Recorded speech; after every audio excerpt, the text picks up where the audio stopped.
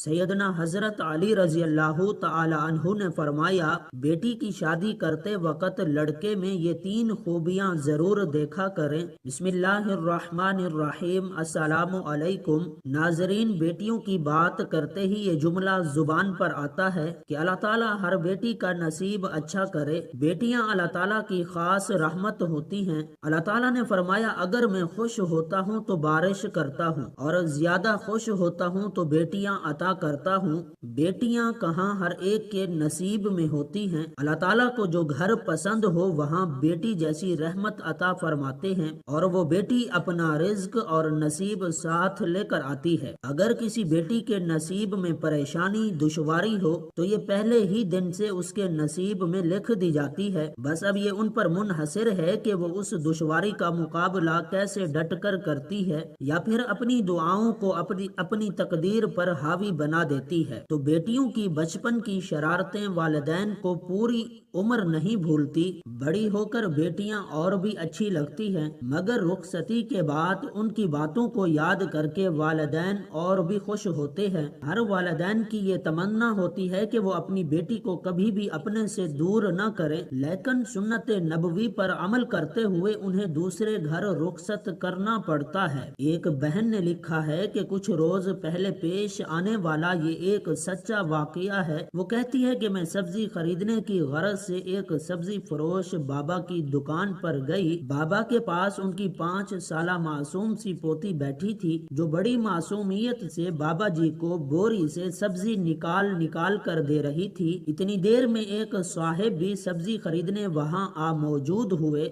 लगता था कि बाबा जी से उनकी पुरानी जान पहचान है। उनके दरमियान होने वाली गुफ्तगू से ही मुझे अंदाजा हुआ था कि वो बच्ची बाबा जी की पोती है। उन साहिब ने आते ही बाबा जी से उस बच्ची के बारे में पूछा तो बाबा जी ने बताया कि ये मेरी पोती है। मजीद ये भी बताया कि मेरे 4 पोते भी हैं। फिर बाबा जी ने उन साहिब से उनकी बेटियों का हाल चाल पूछा और साथ ही दुआ दी कि अल्लाह उनके नसीब अच्छे करे। बस ये सुनने की देर थी कि उन दोनों के दरमियान एक इंतहाई दिलचस्प और सबक आमोज गुफ्तगू का आगाज हो गया। मैं अपनी सब्जी वगैरह भूल भाल कर उन दोनों के दरमियान होने वाली दिलचस्प गुफ्तगू को सुनने के लिए एक तरफ होकर खड़ी हो गई। जो ही बाबा जी ने दुआ दी उसी वक्त उन साहिब ने पलट कर बगैर किसी तवक्कुफ के बाबा जी से सवाल किया, क्यों बाबा जी, सिर्फ बेटियों के ही नसीब अच्छे क्यों हूँ, बेटों के क्यों नहीं? बाबा जी इस अचानक और गैर मुतवक्के जवाबी हमले के लिए कतई तैयार न थे। सवाल सुनकर वो घबरा से गए। कहने लगे कि साहिब जी, बेटियों के ही नसीब से डर लगता है कि पता नहीं शादी के बाद कैसा शोहर मिले, वो बेटियों को खुश रखे ना रखे, कहीं छुट्टी ना दे दे। बस इसीलिए सब यही कहते हैं और मैं भी यही कहता हूँ कि अल्लाह बेटियों का नसीब अच्छा करे। बेटों का क्या है, उनकी तो कोई ऐसी फिक्र या मजबूरी नहीं होती। ये सुनकर वो साहिब दोबारा गोया हुए कि बाबा जी, जिन बदनसीब बेटों की वजह से हमारी बेटियों को बदनसीबी का जहर लग जाता है और उन्हीं के खौफ की वजह से बेटियों के नसीब अच्छे होने की दुआएं मांगी जाती हैं, तो आप उन बदनसीब बेटियों के लिए दुआ गो क्यों नहीं होते कि अल्लाह बेटों के नसीब अच्छे करे ताकि हमारी बेटियां खुश रह सकें। अगर हमारे बेटे अच्छे नसीब वाले हो जाएं तो हमारी बेटियों का नसीब लामहला अच्छा हो जाएगा। हम खुद ही बेटियों को बोझ समझने लगते हैं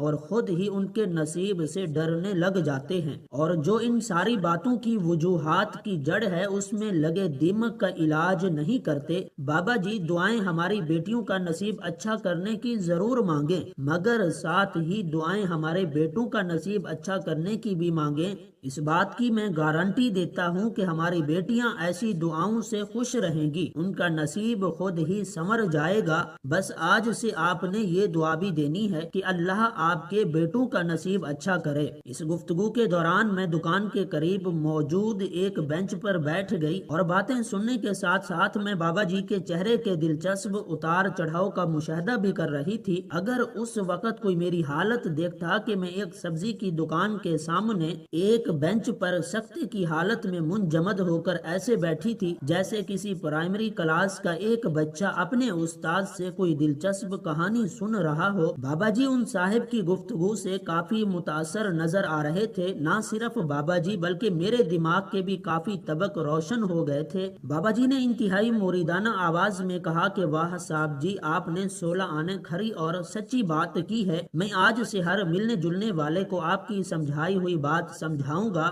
مجھے سب سمجھ آ گیا ہے۔ بابا جی اور بھی بہت کچھ کہے جا رہے تھے اور ساتھ ہی ساتھ اپنی پوتی کو بھی پیار کرتے جا رہے تھے۔ ان صاحب کے چہرے پر خوشی اور فتح کا تاثر لیے بھرپور مسکراہٹ تھی۔ انہوں نے بابا جی کا شکریہ ادا کرتے ہوئے سبزی کا تھیلا اٹھایا اور بابا جی سے گرم جوشی سے ہاتھ ملاتے ہوئے وہاں سے چل دیے۔ بابا جی اور میں سکتے کی حالت میں ان کو دور تک جاتے ہوئے دیکھتے رہے۔ پوتی کی آواز نے اس سکوت کو توڑا۔ بابا جی پوتی کی طرف متوجہ ہو کر گویا ہوئے، کمال کے صاحب جی ہیں یہ۔ اس دن میں سبزی لیے بغیر ہی لوٹ آئی۔ مجھے سبزی فروش بابا جی کی دکان سے اور بہت کچھ جو مل گیا تھا۔ بابا جی کے ساتھ ساتھ میں نے بھی اس بات کو پلے باندھ کر آگے تک پہنچانے کا ارادہ کیا اور یہی سوچ کر آج قلم اٹھایا، اپنی بیٹیوں کو بوجھ اور بد نصیب نہ سمجھیں، اپنی نوجوان نسل کے بیٹوں کو سنواریں اور ان کے اچھے نصیب کے لیے دعا گو ہوں، تاکہ ہماری بیٹیوں کا مستقبل ایسے نوجوان سے منسوب ہو جن کے ارادے نیک،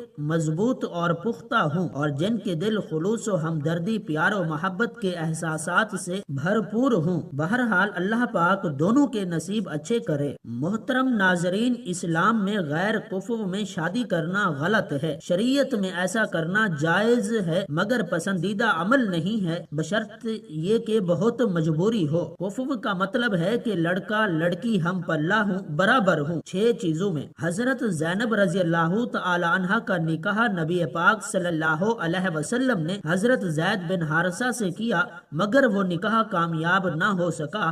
اس پر سب فقہا کا اتفاق ہے کہ باپ کے لیے غلط ہے کہ وہ اپنی بیٹی کا نکاح غیر کفو میں کرے، کیونکہ عورت شوہر کے ماتحت ہوتی ہے اور جس کے ماتحت ہوتی ہے اس کا آپ سے درجے میں اوپر ہونا ضروری ہے۔ آپ کبھی بھی ذہنی طور پر اپنے سر کا تاج ایسے شخص کو نہیں بنائیں گے جو آپ سے کم تر ہو۔ یہ اس لیے ہے تاکہ عورت کو اس چیز کا احساس ہو کہ میرا شوہر دیکھنے میں واقعی میرا شوہر لگ رہا ہے، ہاں میں اس کی اطاعت کروں گی لیکن میرے شوہر کا مجھ سے مرتبے میں اونچا ہونا ضروری ہے۔ اس سے عورت کو تحفظ کا احساس ہوتا ہے۔ عورت چاہے خود کتنی مالدار یا مضبوط کیوں نہ ہو، لیکن وہ اپنے شوہر کو ہمیشہ خود سے مضبوط دیکھنا چاہتی ہے۔ اب اگر ایک بریگیڈیئر کی بیٹی ہے اور اس کی شادی ایک بالکل لو لیول بندے سے ہو جائے، ہاں وہ بھی مسلمان ہے، جنت میں بھی جائے گا، لیکن یہ جوڑا آپس میں چلے گا نہیں، کیونکہ اسلام دین فطرت ہے اور وہی بات کرے گا جو کہ فطرت کے موافق ہے۔ ایک شخص حضرت علی رضی اللہ تعالی عنہ کے پاس آیا اور عرض کرنے لگا، یا علی رضی اللہ تعالی عنہ، میں اپنی بیٹی کی شادی کیسے آدمی سے کروں؟ میری بیٹی ہمیشہ سکھی رہے اور کوئی دکھ اور پریشانیاں اس کے پاس نہ آئیں۔ حضرت علی رضی اللہ تعالی عنہ نے اس کی بات سن کر جواب دیا، اے شخص، اپنی بیٹی کی شادی کرتے وقت اس آدمی میں یہ 6 خصوصیات ضرور دیکھنا۔ محترم ناظرین، یہ بات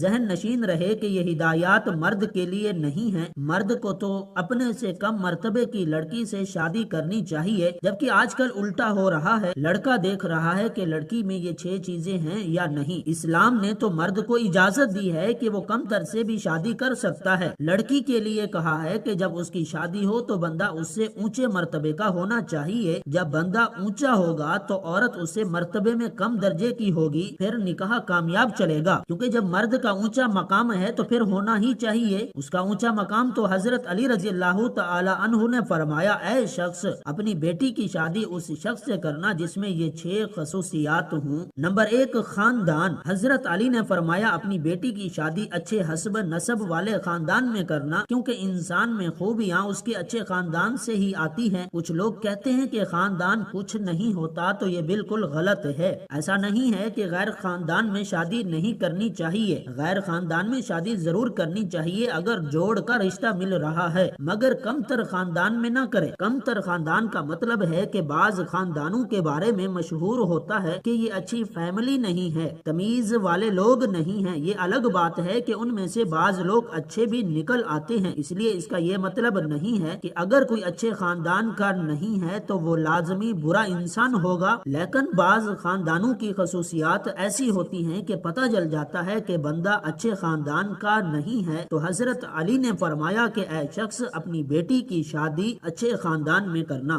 نمبر 2، پیشہ۔ حضرت علی رضی اللہ تعالی عنہ نے فرمایا کہ اپنی بیٹی کی شادی اس لڑکے کے ساتھ کرنا جس کا پیشہ اچھا ہو۔ لڑکی بہت اونچے خاندان کی ہے اور والدین اس کی شادی بالکل ایک لو لیول کے آدمی سے کر رہے ہیں تو یہ بے جوڑ رشتہ نہیں چلے گا۔ نمبر 3، حضرت علی نے فرمایا اپنی ذہین بیٹی کی شادی کسی کند ذہن شخص سے نہ کرنا ورنہ اپنی بیٹی کی زندگی اپنے ہاتھوں سے برباد کر دو گے۔ کچھ لوگ ایسے ہوتے ہیں بات کرتے ہیں تو بندہ کہتا ہے کہ یہ چپ ہی رہتا تو اچھا تھا، ایسے شخص کو مکھنجو کہا جاتا ہے۔ تھوڑا بہت فرق تو ہونا ہی ہے مگر بالکل ہی باولا ہے تو ذہین و فتین لڑکی کا گزارا ایسے شخص کے ساتھ نہیں ہو سکتا۔ نمبر 4، حضرت علی نے فرمایا کہ اپنی بیٹی کی شادی مال والے شخص سے کرنا۔ یہاں پر مال کا مطلب وہ نہیں ہے جو کہ آج کل زمانے میں لیا جاتا ہے۔ ہمارے ہاں دولت کا مطلب بینک بیلنس زیادہ ہو، یاد رکھنا شریعت اس کو نہیں دیکھتی کیونکہ پیسہ آنے جانے والی چیز ہے۔ دولت کا مطلب یہ ہے کہ وہ اتنا مہر دینے پر قدرت رکھتا ہو جتنا مہر اس خاندان میں لڑکی کا ہوتا ہے۔ شریعت دولت کو اس لیے نہیں دیکھتی، دولت آنے جانے والی چیز ہے۔ کوئی آج غریب ہے تو کل پیسہ آ سکتا ہے۔ کتنے لوگ ایسے تھے جو کہ شادی سے پہلے امیر تھے مگر شادی کے بعد مفلسی کا شکار ہو گئے۔ اس لیے اگر دونوں ہاتھ دونوں پاؤں سلامت ہیں تو شریعت آپ کو دولت مند مانتی ہے کیونکہ آپ کما سکتے ہیں۔ حضرت علی نے اس شخص سے فرمایا کہ اپنی بیٹی کی شادی مال والے شخص سے کرنا۔ نمبر 5، اسلام۔ حضرت علی نے اس شخص کو نصیحت کی کہ اے فلاں شخص اپنی بیٹی کی شادی کسی دیندار آدمی سے کرنا اگر چاہتے ہو کہ تمہاری بیٹی ہر دکھ سے آزاد رہے۔ اس کا مطلب یہ ہے کہ اگر لڑکی دیندار ہے اور لڑکا کسی کبیرہ اعلانیہ گناہ میں مبتلا ہے تو وہ بھی اس لڑکی کے جوڑ کا نہیں ہے کیونکہ یہ اچھے جوڑ کی شادی نہیں ہے۔ لڑکا تو عیسائی لڑکی سے بھی شادی کر سکتا ہے کیونکہ وہ کم تر ہے اور اس کے ماتحت ہوگی، لیکن لڑکی کا نکاح کرتے وقت والدین کو دیکھنا پڑے گا کہ لڑکی اگر دیندار ہے، پردہ دار ہے تو آپ اس کی شادی کسی شرابی کبابی بے دین شخص سے نہیں کر سکتے، یہ غلط ہو جائے گا